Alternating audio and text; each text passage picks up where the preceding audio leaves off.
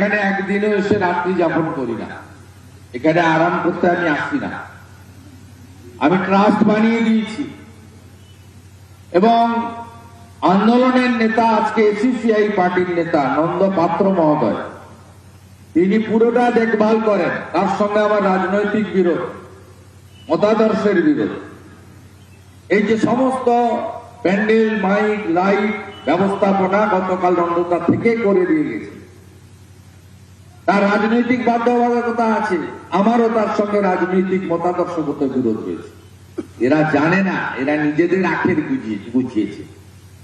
এরা নিজেদের পুত্র, পরিবার, কন্যা তাদের কর্মসংস্থানের সুযোগ করে নিয়েছে, চাকরি বিক্রি করেছে, আর এখানে দাঁড়িয়ে বড় বড় ভাষণ মারছে আজকে এই নন্দীগ্রামের আন্দোলনকে অপমান করার জন্য। আর কিছু হালি লোক তারা এখানে আসেন হঠাৎ হঠাৎ করে। আমি জানতে চাই এই আন্দোলনে সবচেয়ে বড় বেনিফিশিয়ারির নাম কি? সবচেয়ে বড় বেনিফিশিয়ারির নাম হলো এই রাজ্যের মুখ্যমন্ত্রী মমতা বন্দ্যোপাধ্যায়। সবচেয়ে বড় বেনিফিশিয়ারি তিনি। কংগ্রেসের মধ্যে থেকে যুব কংগ্রেসের নেত্রী ছিলেন, রাজীব গান্ধী তাকে করেছিলেন। তিনি সঠিক সময়ে রাজীব গান্ধীর সঙ্গে বিশ্বাসঘাতকতা করেছেন। এরা আমাকে গদ্দার বলে, ওটা পৃথিবীর মধ্যে সবচেয়ে বড় গদ্দারের নাম হচ্ছে মমতা ব্যানার্জি। 98 সালে দল করার পরে কোথাও আশ্রয় পায়নি। অটল বিহারী বাজপেয়ী মহামানব, তিনি আশ্রয় দিয়েছিলেন যে বেটি বলে, কন্যা বলে বাংলার মেয়েকে। তাই এই দলটা সেদিন প্রতিষ্ঠা পেয়ে অস্তিত্ব রক্ষা করতে পেরেছিল 98 সালে। 2001 সালে অটলজির সঙ্গে বিশ্বাসঘাতকতা করেছেন। সবাই জানে। আপনি যদি নিচের দমে বলে ওরা অনেকে যে মুখ্য মমতা ব্যানার্জির এই লড়াই, ফেলানি মশাক, চম্পলা সর্দার, নানুরের সোজপুর, অমুক তমুক, হেনা তেনা, ছোট আঙারিয়া। আরে আপনি যদি নিজের দমে মুখ্যমন্ত্রী হতেন, আপনার জনপ্রিয়তায় হতেন, তাহলে 2001 সালে আপনি মুখ্যমন্ত্রী হতেন। আর নন্দীগ্রামের জন্য আপনি মুখ্যমন্ত্রী হয়েছেন, তাই আপনাকে 13 বছর অপেক্ষা করতে হয়েছে, 98 সাল থেকে 2011 সাল। হ্যাঁ, আমি 1,10,000-এর কাছাকাছি ভোট পেয়েছি। আপনিও তো 1,08,000 ভোট পেয়েছেন। আপনাকেও যেমন মুসলমানরা ঢেলে ভোট দিয়েছে, পুরো একদম 195টা 96টা নিজের ভোটও দিয়েছে, মৃত ভোটও দিয়ে দিয়েছে, ভুয়া ভোটও দিয়ে দিয়েছে।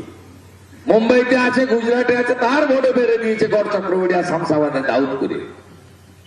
50,000 হিন্দুও ভোট দিয়েছিল আপনাকে।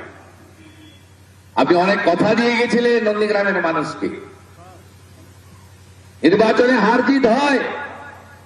যেমন প্রধানমন্ত্রী নরেন্দ্র মোদীজি, তিনি 5ই জানুয়ারি 2021 হলদিয়ার হেলিপ্যাড ময়দানে সভা করতে এসেছিলেন বিধানসভার পরিবর্তন। সেদিন বলেছিলেন যে গোটা ভারতবর্ষে পিএম কিষাণ সম্মান নিধিতে বছরে 6,000 টাকা করে কৃষকরা পাচ্ছে।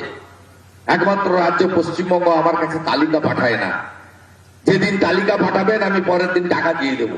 17 সাল থেকে স্কিম চলছে, পশ্চিমবঙ্গ নাম পাঠাচ্ছে না। এই পশ্চিমবঙ্গের কৃষকদের ক্ষতি হচ্ছে। ভারতীয় জনতা পার্টি ভোটের পরে 77-এ আটকে গেল। তৃণমূল কংগ্রেস সরকার তৈরি হলো। জুন মাসে তৃণমূল কংগ্রেসের সরকার প্রথম 32 লাখ কৃষকের নাম পাঠালো। তারপরে আবার 18 লাখ কৃষকের নাম পাঠালো। 50 লক্ষ লোক কৃষক বছরে 6,000 টাকা করে পিএম কিষাণ সম্মান নিধিতে পাচ্ছে। সেদিন কিন্তু নরেন্দ্র মোদী বলেননি যে আমি তো 148 পাইনি, 77 পেয়েছি, আমি স্কিম দেব না। আমি বলে এসেছি তো কি হয়েছে। আপনি 1,08,000 ভোট পেয়েছেন, একদিনও নন্দীগ্রামে আসেননি গত 5 বছরে। নন্দীগ্রামের মানুষের খোঁজ নেননি যে 41 জন শহীদ হয়ে রাধারানী আড়ি তারা তাদের সম্ভ্রম ইজ্জত সব দিয়ে, কল্পনা মুনিয়ান, হৈমবতী হালদাররা পেটে গুলি নিয়ে এখনো বয়ে বেরোচ্ছেন। আপনি তাদের খবর রাখেননি।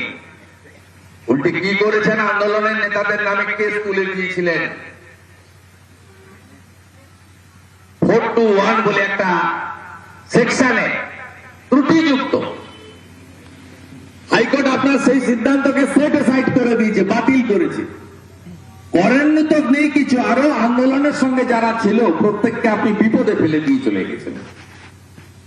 আপনার ত্রুটিমুক্ত মামলা প্রত্যাহার করা উচিত ছিল, দায়িত্বটা আপনার। সবচেয়ে বড় বেনিফিশিয়ারির নাম আপনি, মমতা বন্দ্যোপাধ্যায়। সবচেয়ে বড় বেনিফিশিয়ারি আমি নই। আমি কাঁথির এমএলএ ছিলাম, এখানে আন্দোলন করতে এসেছিলাম। সময়ের ডাক বললো লক্ষণ সেনকে হারাতে হবে, আপনাকে লড়তে হবে। প্রথম আমার নাম প্রার্থী হিসেবে ঘোষণা করেন আপনি 2008 সালের 9ই আগস্ট সুতাহাটা আজাদ হিন্দ ময়দানে দাঁড়িয়ে। ভোট হয়েছে 2009 সালে। 10 মাস আগে আপনি বলে যান যে এই লক্ষণ সেনকে কেউ হারাতে পারবে না, তোমাকে লড়তে হবে। এর আগেও আপনি বলেছেন। 98 সালে নির্মলেন্দু ভট্টাচার্য লড়েছিল, বিজেপি তৃণমূল জোট ছিল। 99 সালে নির্মলেন্দু ভট্টাচার্য লড়েছিল, একদিকে বিজেপির পতাকা, একদিকে তৃণমূলের পতাকা নিয়ে ভোট হয়েছিল। আমি লড়েছিলাম। অটল বিহারী বাজপেয়ীর ছবি আর আপনার ছবি দিয়ে ভোট করেছিলেন। 2004 সালে যখন কেউ দাঁড়াতে চায়নি তমলুকে, নির্মলেন্দু ভট্টাচার্য বলল 2 বার হেরে গেছে, আর দাঁড়াবো না। লক্ষণবাবু তখন বিরাট নেতা, ছোট মুখ্যমন্ত্রী, বিরাট দাপট, পাতা লড়ে নেতার কথা ছাড়া। আপনি খুঁজে পাননি প্রার্থী। আমি কাঁথের কাউন্সিলর ছিলাম পুরসভায়। আমাকে আপনি ডেকে নন্দকুমারে বললেন, গাড়ির কাঁচ নামিয়ে, নির্মলেন্দু দা দাঁড়াতে চাইছে না, তোমাকেই দাঁড়াতে হবে। আমি ডিসিপ্লিন সোলজার, শৃঙ্খলা মানি, দল করলে নেতা মানি, দলের যা নির্দেশ পালন করি। আমি লড়েছি। সেদিন আমাকে কেউ চিনত না, আমার একটাই পরিচয় ছিল, দেবশিশির বাবু ছিল। পরিচয় আজও আছে, তার জন্য আমি গর্বিত। এর বাইরে আমার কোন পরিচয় সেদিন ছিল না। একটা যুবক ছেলে, চিনি না জানে না। নন্দীগ্রামেও আমি দেবীশঙ্কর পণ্ডার আশীর্বাদ নিয়ে নড়িয়ে দিয়েছিলাম। মাত্র 5000 গ্যাপ ছিল আমার সঙ্গে লক্ষণবাবু সেদিন নন্দীগ্রামে, মাত্র 5000। আমার অভিভাবক দেবীশঙ্কর পণ্ডা আমাকে আশীর্বাদ দিয়েছে। লড়েছিলাম, মাটি ছেড়ে পালাইনি। ঠিক একইভাবে আমি চাইতে যাইনি আপনার কাছে। আমি বাধ্য হয়ে আমাকে বলে গেছিলেন 2008 সালের 9ই আগস্ট, ভোটের 10 মাস আগে, যে আপনাকে দাঁড়াতে হবে। ওই মিটিংয়ে আমি ছিলাম না, আমার অনুপস্থিতিতে আপনি ঘোষণা করেছেন। আমি লড়েছি, 1,73,000 ভোটে। সবচেয়ে বড় বেনিফিশিয়ারির নাম হলো মমতা বন্দ্যোপাধ্যায়, আর সবচেয়ে বড় গদ্দারের নাম হলো মমতা বন্দ্যোপাধ্যায়।